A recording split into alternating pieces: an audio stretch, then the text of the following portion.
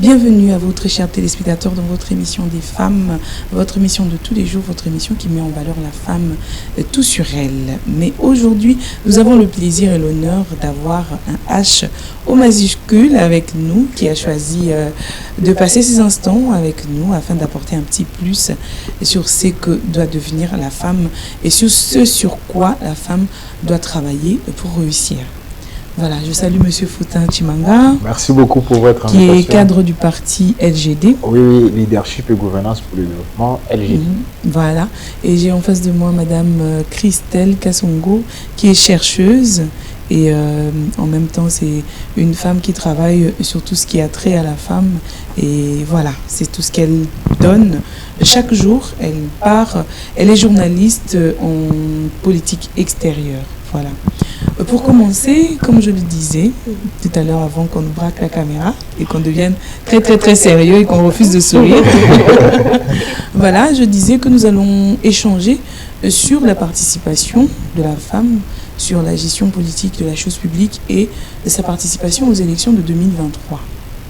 Alors, on indexe plus les hommes, on dit que les hommes ne laissent pas trop d'espace aux femmes, ne laissent pas les femmes s'exprimer. Du coup, voilà pourquoi nous avons choisi d'inviter M. Faustin Chimanga, qui va essayer de défendre aussi les hommes. Hein? Oui, bien sûr. Alors, qu'en pensez-vous? Je commencerai par dire que les hommes n'ont pas besoin d'être défendus, les femmes n'ont pas besoin d'être attaquées. Oui. Vous comprenez là que le champ politique ou la société, c'est ouvert à tout le monde. À tout le monde, oui. Il y a les hommes, il y a les femmes. Chacun peut s'émouvoir dans la société et en société comme il veut, selon ses capacités, ses compétences et sa détermination. Donc, les hommes n'ont pas besoin d'être défendus.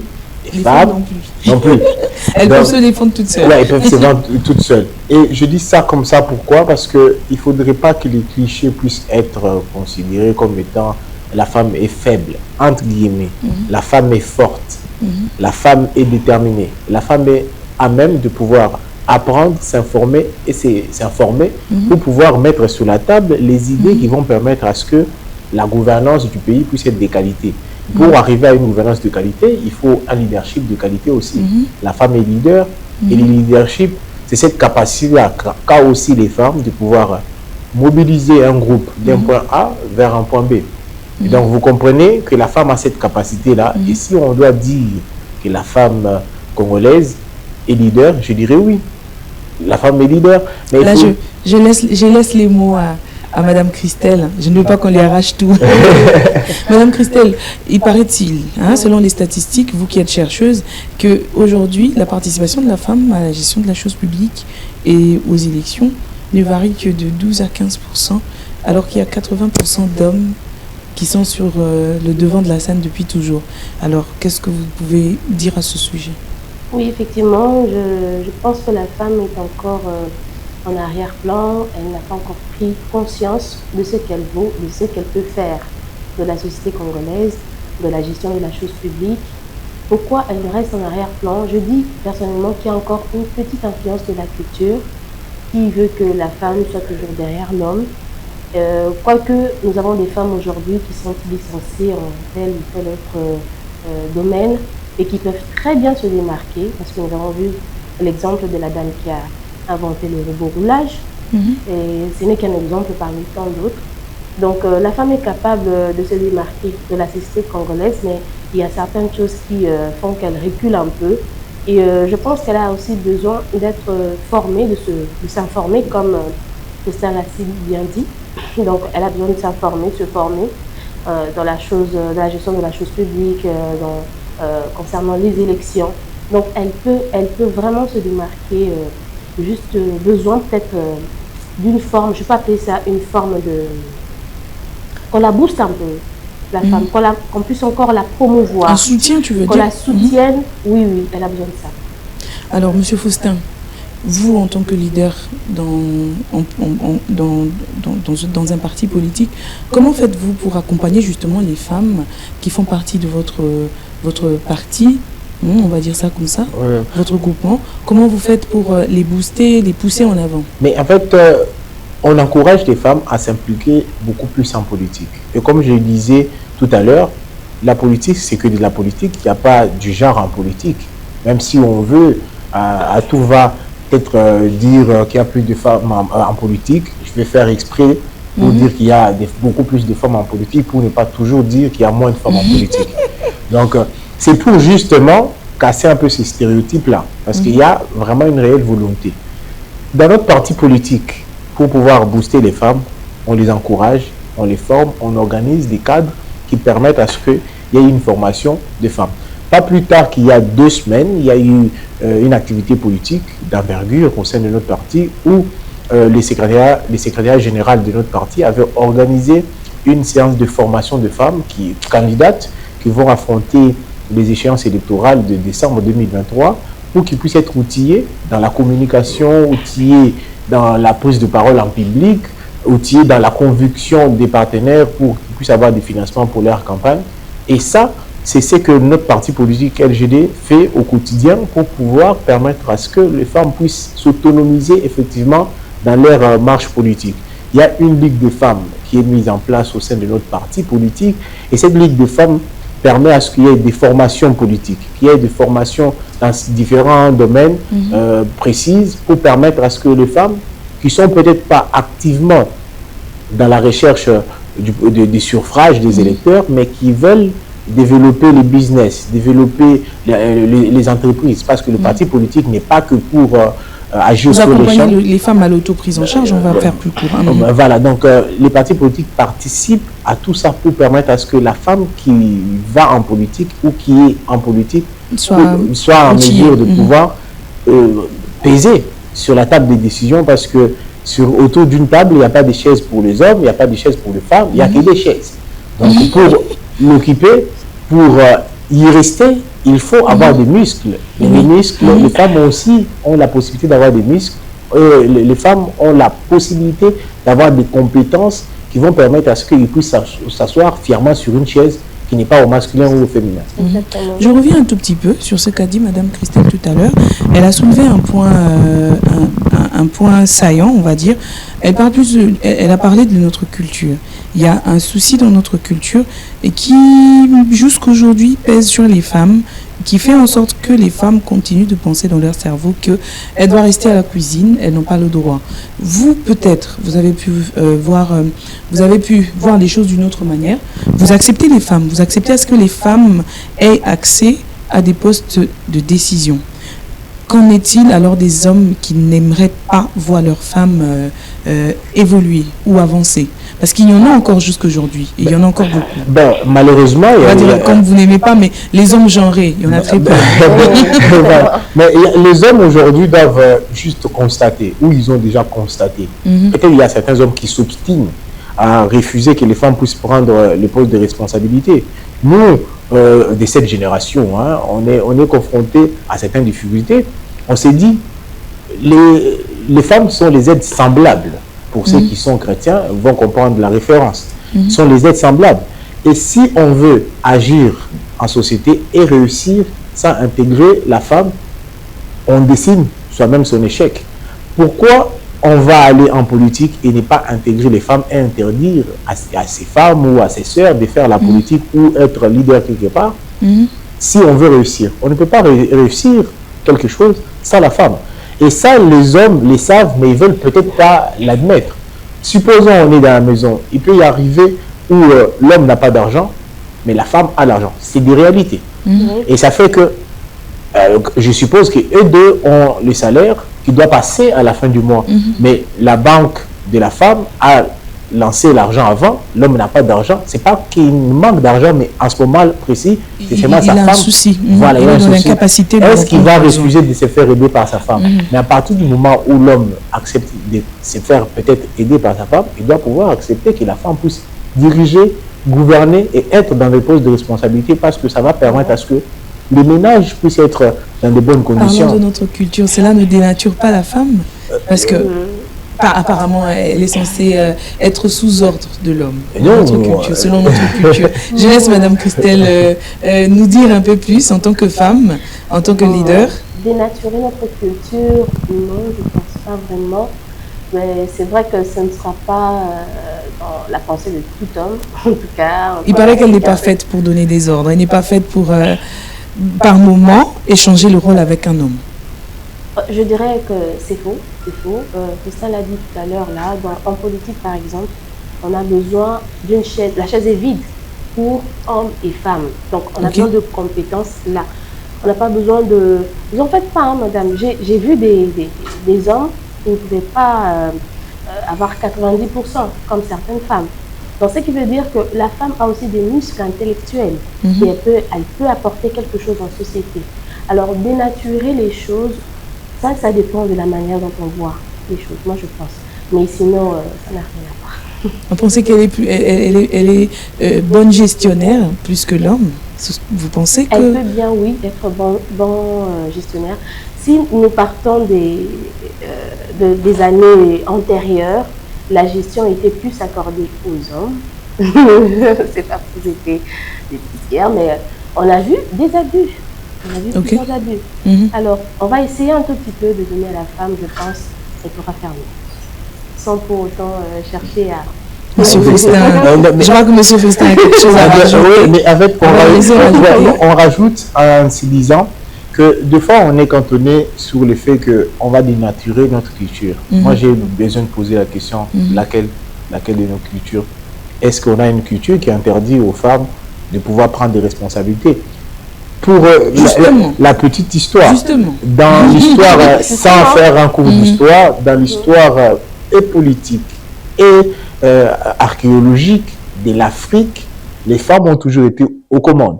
Et ceux qui ont peut-être oublié, ceux qui n'ont pas permis à ce que l'Éthiopie puisse être colonisée, c'est les femmes.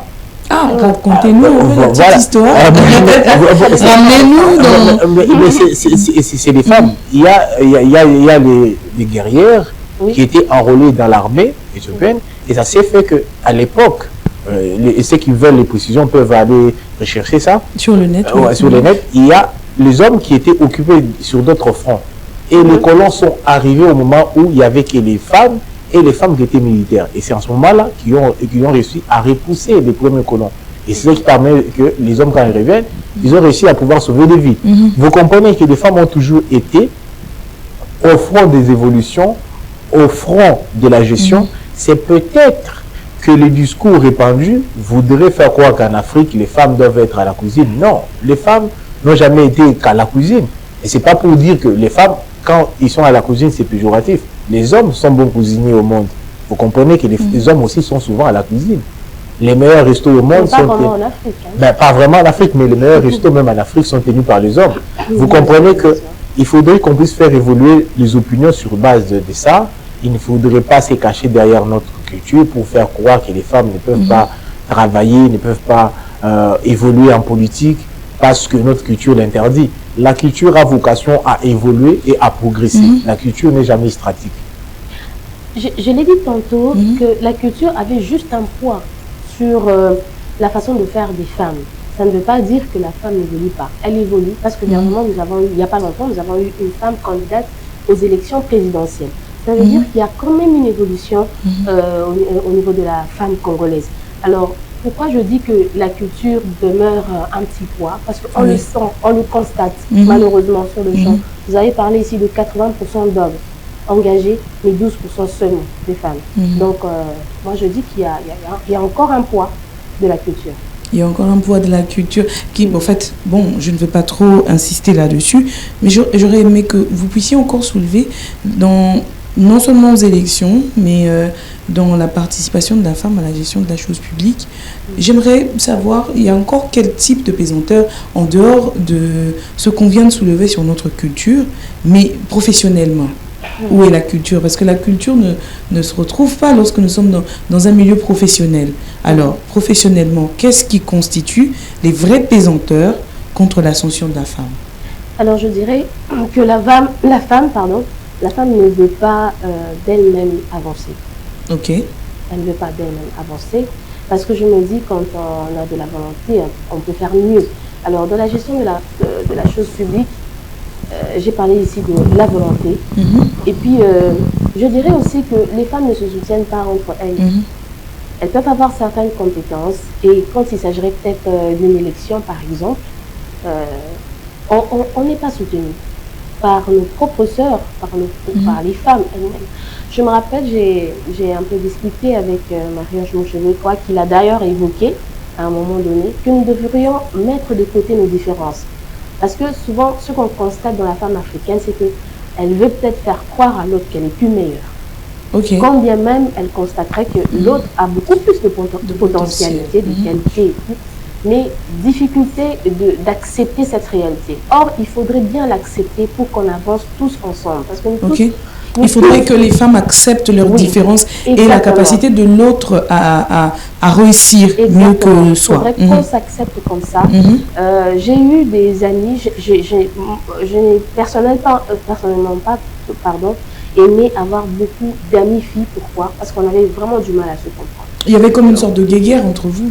Voilà. Je n'ai eu qu'une seule amie depuis l'école primaire jusqu'à l'université, quoique j'en ai ajouté d'autres après. Mais c'était la seule qui me comprenait mieux, on se comprenait très bien. Okay. Et on était très très différentes. Elle était courte de taille, j'étais grande de taille, j'étais claire, elle était sombre. Mais on avait une façon de se comprendre vraiment au-delà de toutes nos différences. On se comprenait parfaitement bien. Alors je pense que si la femme africaine arrive à ce niveau de perception des choses, on ne serait pas en train où elle accepte l'autre femme comme étant aussi une meilleure personne. On va dire ça. Alors, Monsieur Faustin, vous avez quelque chose à rajouter là-dessus? Oui, l'acceptation, le niveau d'acceptation, les guerres, vous l'avez appelé comme ça, entre femmes.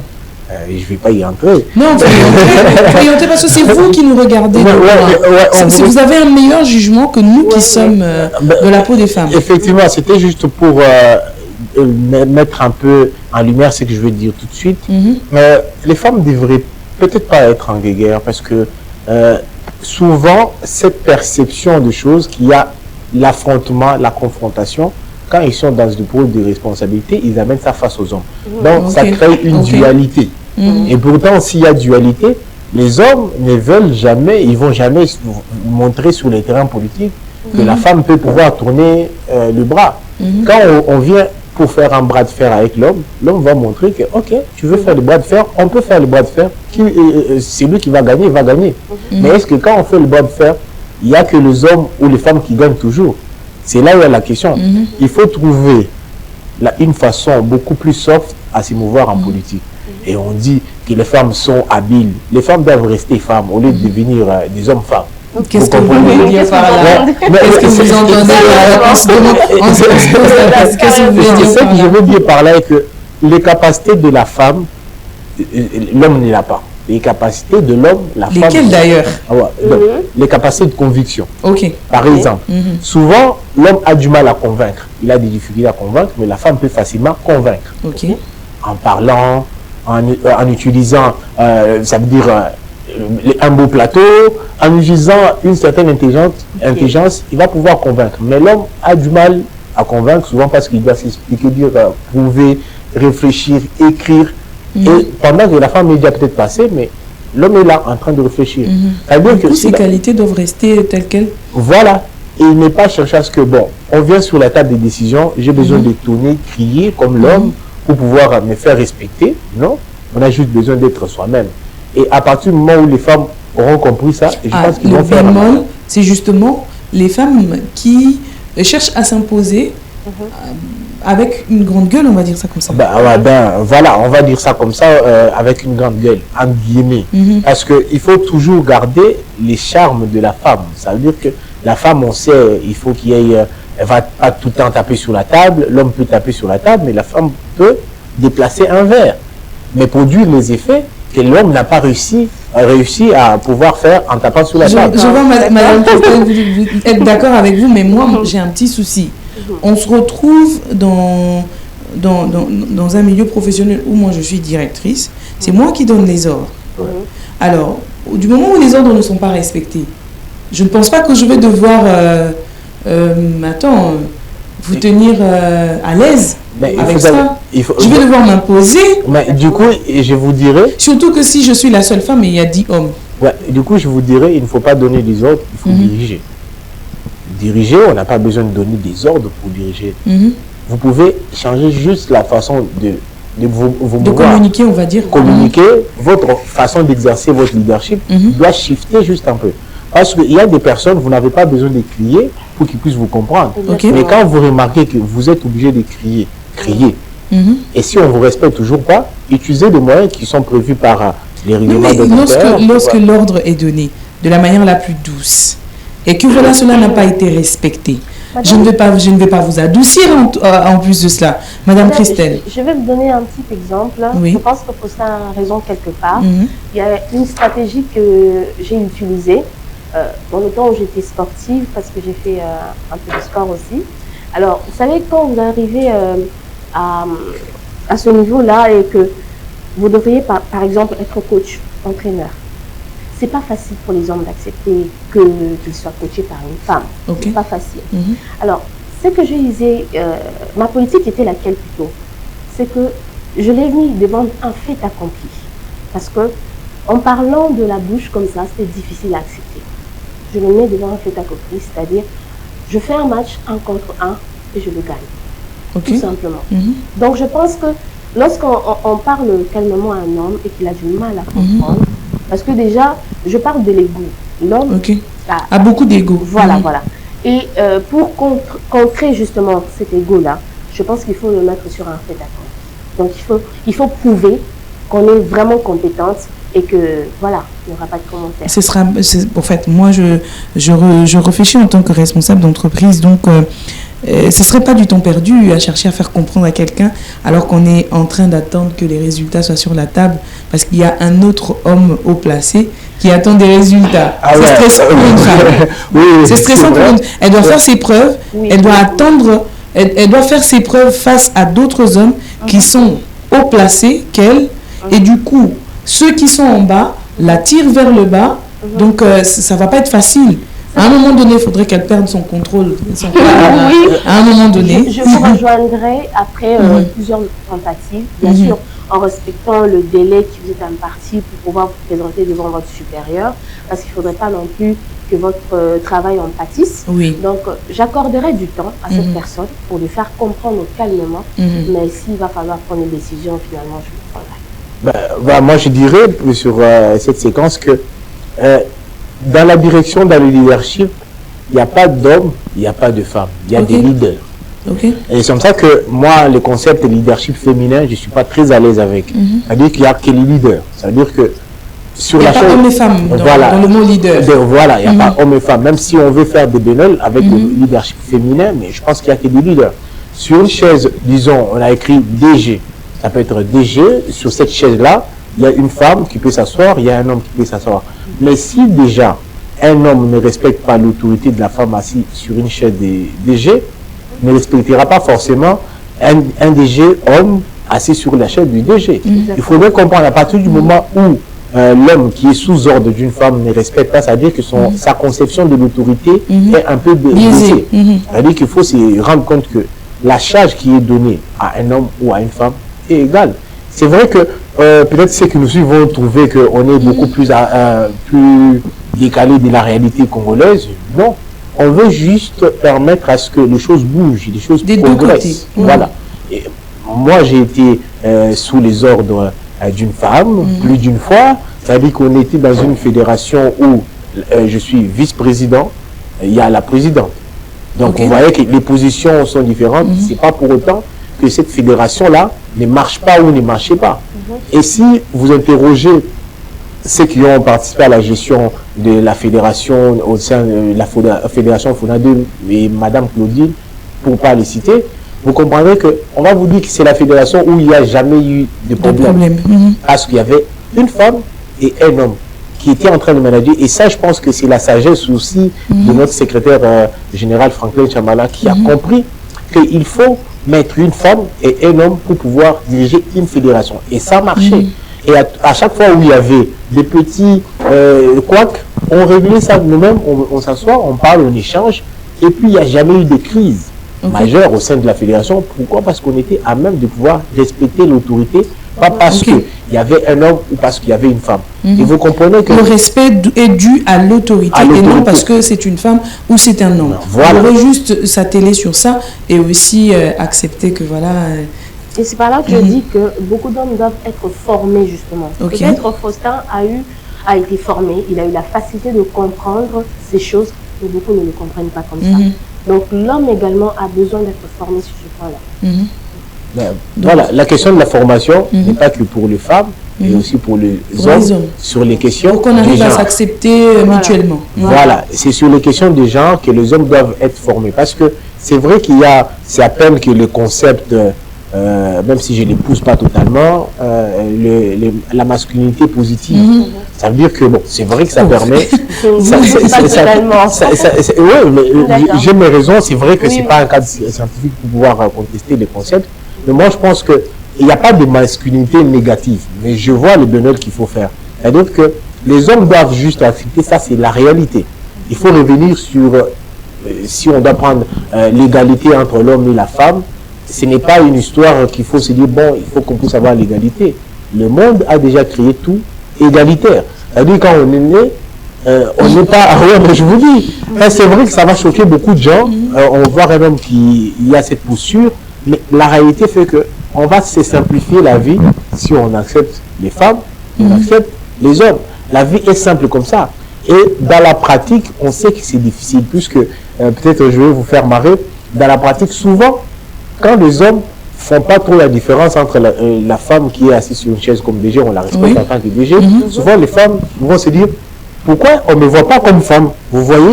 Et donc du coup, ils aimeraient qu'il y ait des hommes qui les voient comme femmes. Et bien, on se pose la question, c'est voir comme ça. Pas dans un milieu professionnel, quand même. Effectivement. Et souvent, dans le milieu professionnel, les femmes aiment bien aussi, il faut se le dire. En fait, là où se trouve le problème au niveau de la femme. Alors, des fois, la femme semble oublier qu'elle a un certain poste qui lui demande peut-être un certain comportement, un certain caractère. Un certain charisme, on va dire. Un certain charisme, voilà, c'est le mot qu'il faut, un certain charisme. C'est bien beau de vouloir qu'on la voie comme femme, mais il s'agit d'un poste qu'il ne faut pas négliger. Et donc là, je pense que c'est un niveau, c'est encore un problème au niveau de la femme. Elle doit être instruite, elle doit être formée aussi par rapport à ça. Voilà. Elle doit apprendre aussi à séparer les deux domaines. Voilà. Peut-être à l'extérieur, on peut te regarder comme une femme, mais pas au travail. Exactement. Et souvent, c'est le manque de séparation là qui crée souvent des petits soucis. Et moi, je pense que... Après, vous voulez qu'on vous regarde comme des femmes au travail, et puis après, vous allez vous plaindre que, voilà, soit monsieur agit tel que, monsieur agit tel que, je vais porter plainte, et puis tout va... Les problèmes, parce que c'est vrai qu'il faudrait, et les hommes avertis, et s'ils comprennent bien la manœuvre, ils vont se rendre compte que il faut souvent même pas au travail regarder les femmes comme des femmes. Il faut juste regarder comme étant les personnels, les collègues qui sont en train de travailler. Les collègues, et ça s'arrête là. Et voilà. Donc, et je pense que ça va même simplifier la vie des hommes. Et c'est vrai qu'on est en train de parler, peut-être qu'il y a beaucoup qui vont penser qu'on est futuriste, mais on veut juste que la société bouge. Et c'est ça même le leadership qu'il faut. Le leader doit pouvoir aller vers les progrès, au lieu d'attendre les progrès que les progrès viennent vers lui. Vous comprenez qu'il faudrait que les hommes puissent accepter que les femmes peuvent agir en politique, obtenir des résultats. Et c'est juste question de résultats. Quand il y a des résultats, on ne dit pas que ces résultats ont été produits par une femme ou par un homme. On a produit juste des résultats. Les résultats. Donc il faut se focaliser sur les résultats. Et si on se focalise sur les résultats, il n'y aura pas de problème du genre. Merci bien. Alors nous allons sans plus tarder rentrer dans le processus électoral, comme on l'a dit. La loi électorale 2022 rajoute ou soutient la femme, au tel point que l'homme est obligé d'accepter que la femme fasse partie du processus électoral, au pire 50-50 pour l'élection de 2023 en décembre. Donc, je pense que je vais tout de suite répondre à cette question parce que vous m'avez présenté comme acteur politique. Je suis acteur politique, communicant et cadre du leadership et gouvernance pour le développement LGD. Et cette loi-là, c'est vrai qu'elle a favorisé la possibilité de faire progresser nos lois dans le sens de permettre à ce que les femmes puissent venir en politique. La loi est là. Ça veut dire qu'il y a l'ouverture. Pas seulement qu'elles viennent en politique, mais que ce soit à part égale.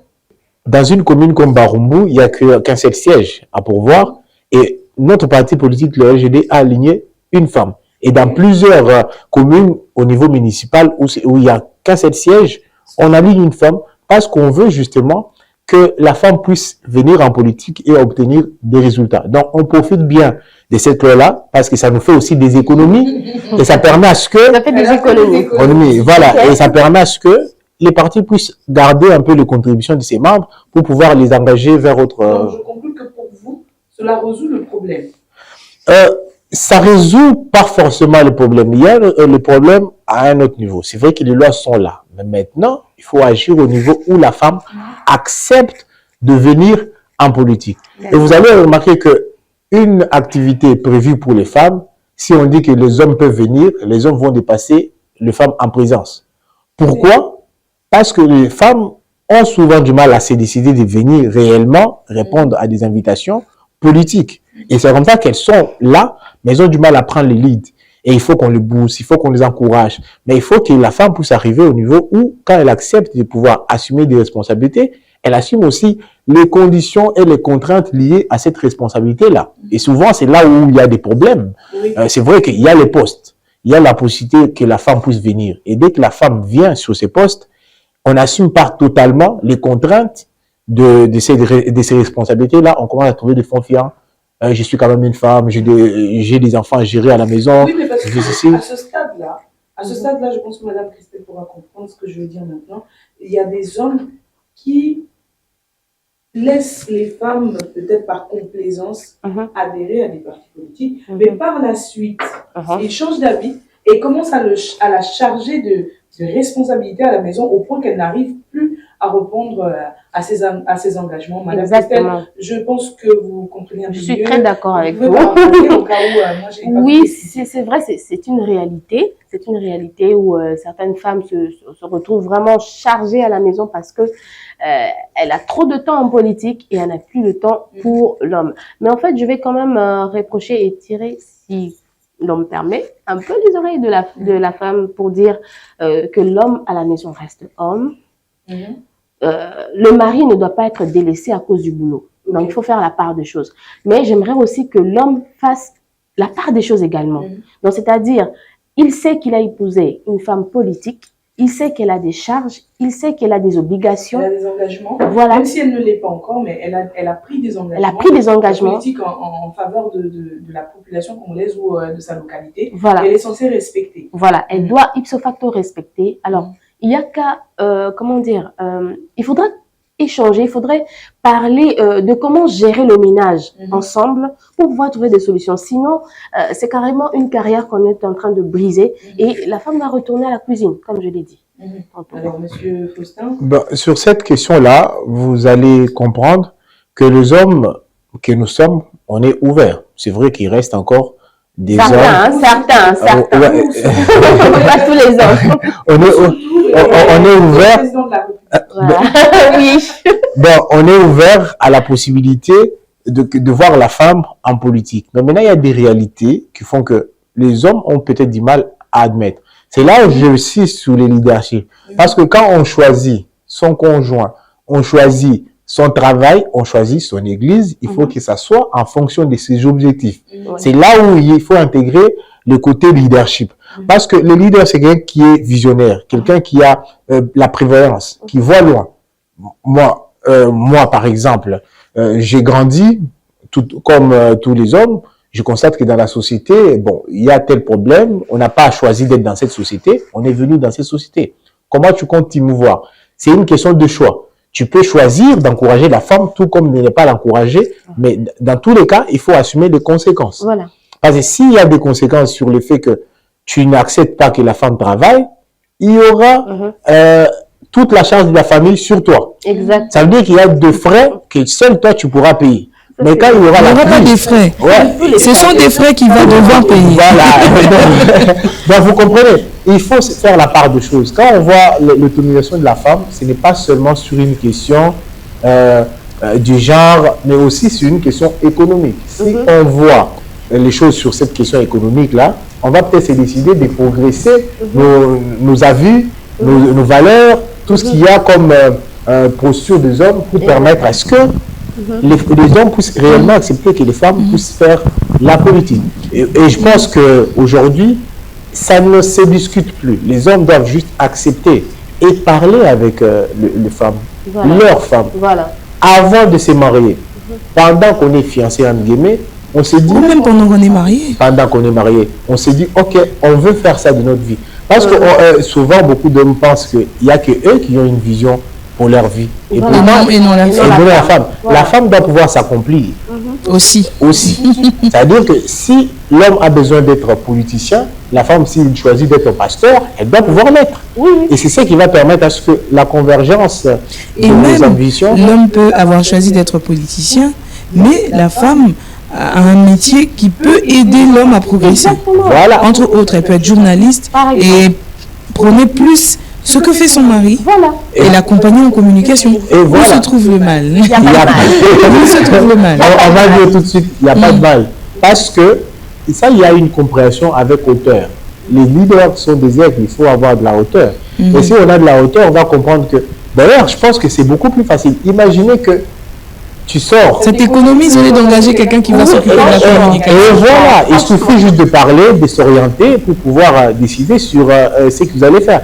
Imaginons que, on s'imagine, on est dans un ménage, l'homme sort à 6 heures pour aller dans la politique, du matin jusqu'à 17 heures. Les réalités, la femme ne les connaît pas. Donc, il y aura déjà des problèmes juste sur le fait qu'ils ne comprennent pas les mêmes réalités. Mais supposons que la femme part au travail, et là, de confrontation avec ses collègues masculins, et je pense que les discussions ne vont pas être de la même façon. Ils vont se dire, ok, il y a ça, on affronte le monde professionnel ensemble, et je pense qu'il y aura des discussions et des échanges à un certain niveau, il n'y aura pas de problème. Moi, je pense que si la femme est occupée, l'homme est occupé, ça va permettre à ce que le ménage soit bon. Parce que moi, très sérieusement, je n'aimerais pas... On revient tous fatigués, on a juste besoin de la paix. Voilà. Et effectivement, parce que si une femme est à la maison, elle a pris tout son temps, elle a préparé, elle a pas transpiré. Donc, du coup, ça va faire... Il y a quelqu'un qui est fatigué, l'autre n'est pas fatigué. Du coup, ça va dire, pourquoi toi, tu ne veux pas? Et puis, c'est des problèmes déjà là. Donc, si, par exemple, chacun a ses responsabilités, quand il faudrait parler de la famille, on va parler de la famille. Quand il faudrait parler du business, on va être en mesure de parler du business. Moi, je serais fatigué quand même si je ne peux pas expliquer à ma femme ou à ma future femme, puisque je ne suis pas encore marié, à ma future femme, que la politique c'est comme ça. Je serai fatigué parce que quand vous allez parler de politique, elle ne comprendra rien. Donc il y aura déjà des problèmes. Il faut un décalage entre les deux. Voilà, on est dans un cadre politique et l'homme doit justement accepter que la femme puisse travailler dans tous les domaines. C'est vrai qu'aujourd'hui on parle beaucoup plus de la politique, mais il faudrait que pour simplifier les charges dans le ménage, les échanges, il n'y a pas que le sujet sport ou politique dans le ménage. Revenons sur la loi électorale 2022 qui soutient justement la femme. Pensez-vous que c'est une résolution à ce problème-là? Est-ce que c'est une résolution pour que les femmes participent massivement aux élections? Voilà, c'est une loi. Ça résout le problème. Je ne dirais pas que ça résout le problème. Ça permet de progresser et de solutionner les problèmes. Parce que, quoique il y a cette loi qui existe, les partis politiques sont contraints de pouvoir soit payer, soit mettre les femmes. Et vous allez voir que si vous ne faites pas les efforts d'amener beaucoup de femmes en politique, vous allez perdre. Parce que, imaginons, vous êtes dans une circonscription comme la Lukunga, il y a sûrement beaucoup de femmes. Et les femmes sont beaucoup plus réceptives, je vais encore peut-être choquer les hommes, aux idées nouvelles. Et si, par exemple, vous avez besoin de pouvoir construire un pays sur base du leadership et de la gouvernance de qualité, il faut pouvoir l'enseigner aux femmes, parce que les femmes vont enseigner aux enfants, aux jeunes et même aux maris. Vous comprenez là que si vous n'êtes pas focalisé vers la femme, c'est l'électorat que vous allez perdre. Parce que c'est plus de 50% de l'électorat que vous allez perdre parce que vous ne focalisez pas votre message sur les femmes. Et c'est aussi une stratégie politique, je donnerai comme ça gratuitement, à celui qui va aller en campagne pour se dire il faut préparer des messages qui concernent les femmes pour permettre à ce que les résultats en termes de vote puissent arriver. Si on ne regarde pas de femmes, on ne va pas regarder la société. Et généralement, il y a beaucoup plus de femmes que les hommes. Voilà. Donc, dans le monde, il y a beaucoup plus de femmes on remarque qu'il y a beaucoup plus de femmes. Et c'est ça la réalité. Pourquoi il faut maintenir la discrimination entre les hommes et les femmes? moi je me dis, il y a la table qui est vide, il y a les chaises, il faut laisser qui est capable, qui est compétent à savoir. Donc c'est juste ça. Et Madame Christelle, vous pensez de même que cette loi vienne résoudre les problèmes aussi des femmes? Alors, pas à 100%, parce que je vais aborder un peu dans le même sens que Faustin. Moi, je reviens encore sur la prise de conscience. Donc, cette femme qui va aller en politique, qu'est-ce qu'elle veut vraiment y aller? Qu'est-ce qu'elle va faire? Est-ce qu'elle est sûre de ce qu'elle va faire? Parce que je me dis, beaucoup de gens peut-être peuvent venir en politique juste parce que, ah oui, ma cabole, ma polo, ma casquette, ma puta. On est là pour ça. Donc, je veux qu'elle sache ce qu'elle veut réellement faire pour ce pays. Parce que je me dis, il ne faut pas s'engager, par exemple, dans la politique pour après perdre... Ça, c'est pour celles qui adhèrent juste au parti. Mais les femmes leaders, sont-elles préparées, justement, aux élections? Sont-elles préparées? Sentez-vous, même par leur message, par leur façon de faire, est-ce qu'elles sont vraiment préparées à gagner les élections et à mériter ces places? Pas vraiment, pas vraiment. Elles sont formées, oui, elles sont préparées, mais pas vraiment. Ben, c'est comme ça que nous, par exemple, on renforce les capacités de femmes au sein de notre parti politique. Le but visé, exactement, Ben, sur le renforcement de capacité, c'est lequel? Le but visé est que si il y a... Parce que pour qu'elle gravisse les échelons chez vous, je suis sûre qu'elle a pu faire des études, donc elle a déjà un objectif qu'elle s'est fixé. Alors, une femme comme ça, qu'est-ce que vous rajoutez encore en elle pour qu'elle soit capable d'être vraiment une vraie leader qui va conduire aussi d'autres femmes pour que vous puissiez gagner? Ce qu'on fait est qu'il faut l'encourager à rester en politique. Pas souvent, les femmes décrochent. Face aux difficultés, elles décrochent. Pourquoi? Parce qu'elle va se retrouver dans un parti politique où il se dit, il y a les hommes. Les hommes peuvent bloquer le fait que, bon, nous, on ne veut pas avoir cette proposition, par exemple. Or qu'à partir du moment où les hommes refusent la proposition, c'est que de la politique. Et vous allez voir la femme, non, ils ont refusé ma proposition, donc du coup, je pars. Et ils décrochent. Et pourtant, il faut continuer à se battre pour les idées.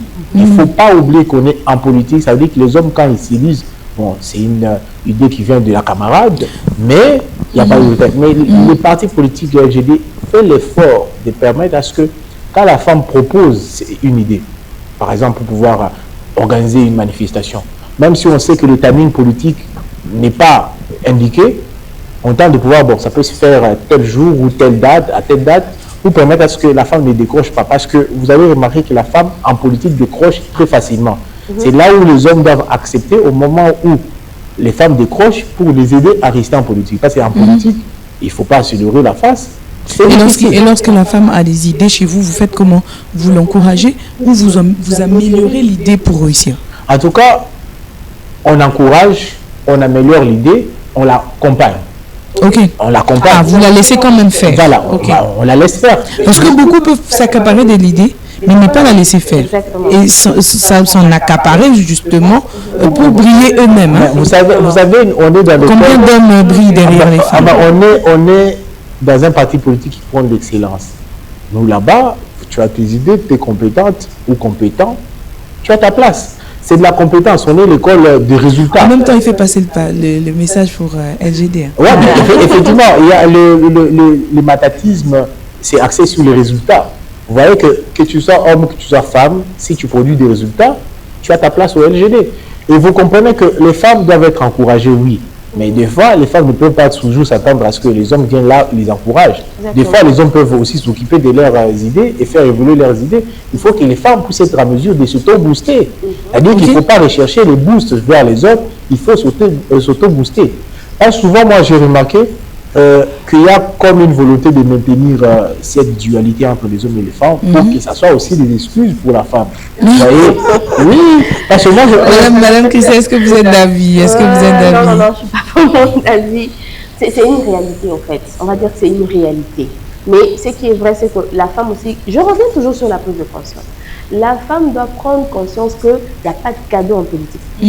Donc, il faut être compétent. Elle doit se préparer vraiment comme il se doit pour affronter les hommes. Voilà. Il n'y a pas de cadeau, donc il faut nous prouver de quoi tu es capable. Point barre. Voilà, moi je ne dirais pas affronter les hommes, être en politique avec les hommes. Affronter les hommes, ça donne l'impression d'être... Si elle est candidate à la présidentielle, elle va devoir débattre avec les hommes. Elle va devoir se battre pour imposer ses idées. Effectivement. Donc, elle sera en duel avec les hommes. Elle sera... Pas en duel de genre, mais en duel par rapport aux idées et aux changements à apporter. Effectivement, là, vous avez tout à fait raison. Et si la femme est en mesure de produire les idées, il n'y a pas de problème. On a eu dans ce pays les femmes qui ont brillé, compétentes. Je ne citerai peut-être pas, mais tout le monde qui nous suit comprenne, ils peuvent, sur l'échiquier politique, voir quelle femme a été compétente ou pas. Donc les femmes ont déjà produit des résultats dans ce pays, on le sait. Il y a eu des femmes gouverneurs, il y a des femmes directeurs de la Banque centrale, il y a des femmes qui sont chefs d'entreprise. Et vous comprenez que ce débat n'est plus à ce niveau-là. Il faut encourager qu'il y ait plus de femmes en politique. Mais il faudrait, c'est ce que je disais là, il ne faudrait pas que les hommes puissent être dans les pièges de femmes où ils mettent la dualité juste pour faire penser que les hommes sont en train de bloquer les femmes. Or que souvent les hommes ne bloquent même pas, c'est les femmes eux-mêmes qui se bloquent. Parce qu'il y a déjà une mentalité qui demeure, qui est restée pendant des années comme ça. Merci beaucoup, très chers téléspectateurs. Voilà, je pense que vous avez pu rassembler toutes sortes d'idées, toutes sortes de pensées que nous avons laissées couler ici. Et je pense que ces idées et toutes ces pensées vont pouvoir vous aider. Si vous êtes aussi en politique ou que vous êtes une femme et que vous vous lancez en politique, ça va vraiment vous aider à vous améliorer, à améliorer votre leadership, selon ce que M. Faustin Chimanga vient de dire, et aussi à améliorer votre comportement, votre caractère, comme Mme Christelle venait de le soulever. Je vais peut-être paraphraser. Elle nous a laissé entendre que la femme devait veiller sur son caractère et sa façon de faire. Elle doit se préparer, elle doit se munir des armes et qui vont lui permettre d'affronter ce pourquoi elle s'est levée et elle s'est dit qu'elle va se battre.